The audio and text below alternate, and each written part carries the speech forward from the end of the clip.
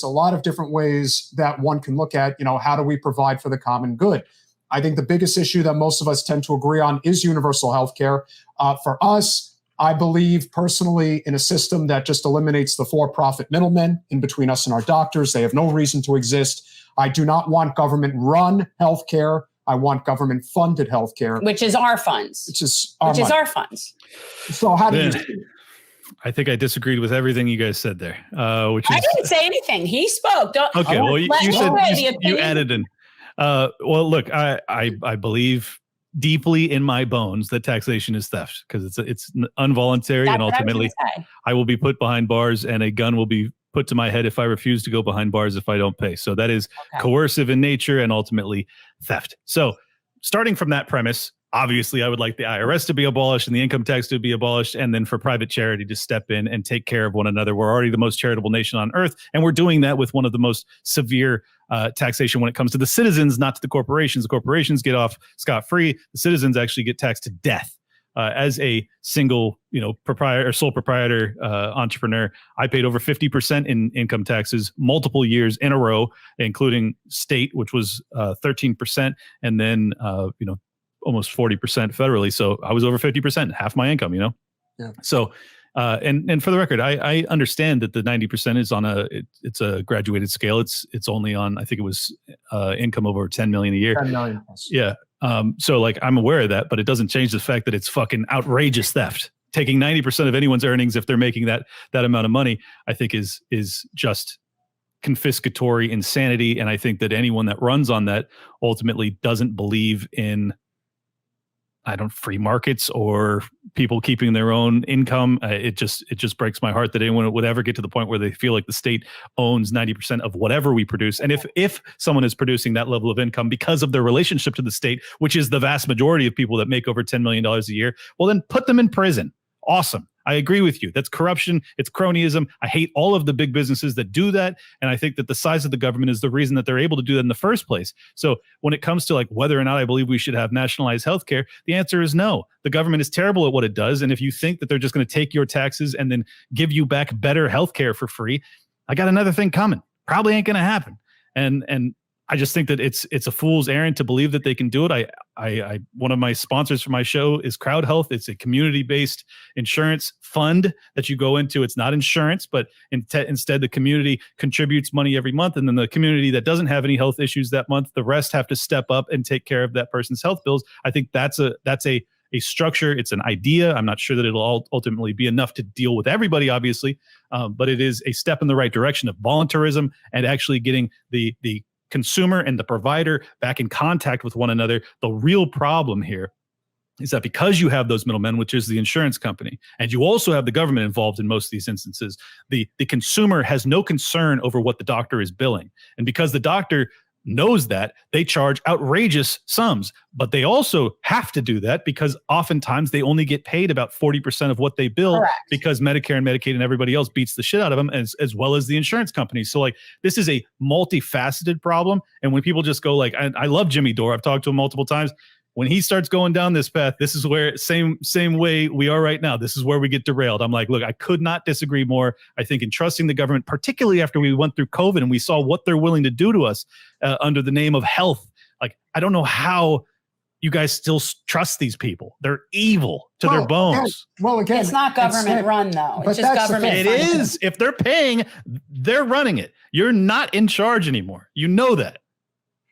How do you expect to value currency if you don't have any taxation? Where does the value of our dollar come into play? Oh, that's MMT nonsense. That's not how the dollar gets any value. The dollar gets value largely because of the oil, the exchange for oil globally. That's really the once we migrated off of the gold standard in 1971. And they went to the petrodollar standard. It was the agreement between Saudi Arabia and their willingness to only sell their oil in U.S. dollars that really started the underpinning for the U.S. dollar as the global reserve currency status. If it weren't for that, we would already have hyperinflation here. You couldn't print this level of money without it. So the reason that it still maintains its value is that the majority of global trade is done in the U.S. dollar. That's the reason. It's supply and demand. The supply is outrageously high, but the demand for dollars is outrageously high too because of the petrodollar system. And that's also the reason that our military industrial complex continues to conquer on behalf of Saudi Arabia as well as Israel, because they want to be able to defend the US dollar's reserve currency status. And that's also why they hate Vladimir Putin, because he migrated from the US dollar system. They even kicked him off of SWIFT, and now he is doing a gold-backed currency, and they cannot allow that because that undercuts their entire fiat model. So once again, sorry, not a quick answer, but that's the reason. We have a lot of MMT supporters here. We would obviously love to have you debate our good friend Steve Grumbine of Real Progressives, who was Bring it on. I've already done it before.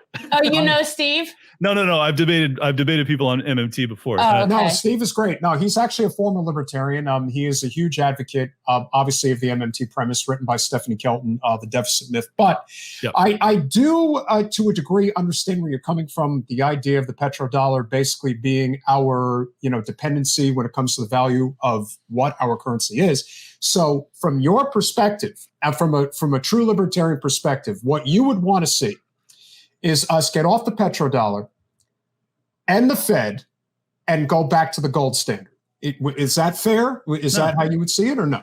No, actually. I think that private currency is what I would like to see. So if that's Bitcoin, if that's gold, if it's gold-backed currency that is then based off of gold reserves, but then levered up, that's fine too. As long as it actually has some hard asset at the bottom of it, then it can't be inflated into confetti like we're doing with the US dollar and every fiat currency the world over. I mean, that's what we've been doing. So I would like to see any currency that's backed by anything real.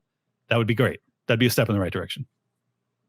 So are there things you would be willing to make any concessions on, since you are not anywhere near the majority? In fact, it's a minority. But are there things that you would be willing to, because obviously the chat's getting feisty because they don't like the fact that you're basically like live off the grid, survival of the fittest type of attitude. It's what it is. That's fine. Everyone's, the one thing we learn with our podcast is that if we all just lived in a bubble and only wanted to hear the same thing over and over again about, hey, yeah, everyone agrees with me, then you're not really living in the real world, because everyone has different opinions and about, how we execute. Everybody has different opinions from me. I'm so accustomed to being the only person that thinks the way I do. I'm totally used to it. So it's totally fine. Go ahead. I felt like that my whole life, really, as somebody who was like an atheist. That was a long one for me, like being the only kid who didn't believe, like those types of things. I've often been that kid. Same with the pledge, the whole thing. Yeah. So I appreciate that. And I always have people that want me to debate people on things. I'm not debating anybody. I don't feel the need to debate. I really don't. I debate all the time. I love it, but I totally respect that too. And what's interesting, so I used to be a litigator, which is what's so ironic. And I wasn't even into that in terms of the arguing thing. Like I don't feel the need to argue. This is how I feel. If I see facts that show me something to the contrary, I consider myself very reasonable.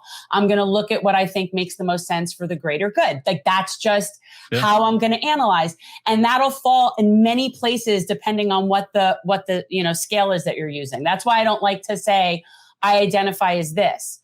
Sure. Because when I say things like I don't support assault weapons ban, I'm against bans and mandates.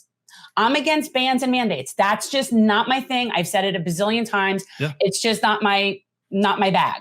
Well, an insurance mandate for the nation. That's I don't know. Anyways, I just wanted to say things that I am willing to compromise on. I mean, I don't think that we necessarily need to compromise. What we need to do is accept the fact that we have very, very different ideological frameworks by which we are now basically forced to be enemies when we don't need to be. What we need to do is go back to states' rights and allowing different state models to have different economic models, diminish the power at the federal level to as far down as humanly possible, and allow for the states to try my version of anarcho-capitalism or some state-based capitalism a la China or some socialist model or some Marxist model. Like, try it all. Go back to the 50-state idea where we can actually then congregate with people that are of like mind. Because at this point, we are so far apart. Like, yes, you and I, all three of us can come together on the anti-war stuff and some other civil liberties defense.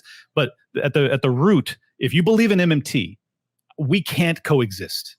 Like, I believe in sound money, and MMT believes that you can print as much money as possible, and it doesn't matter because the taxes underpin it and blah, blah, blah, blah, blah. I know the whole MMT thing. I've read up, I've debated on it multiple times.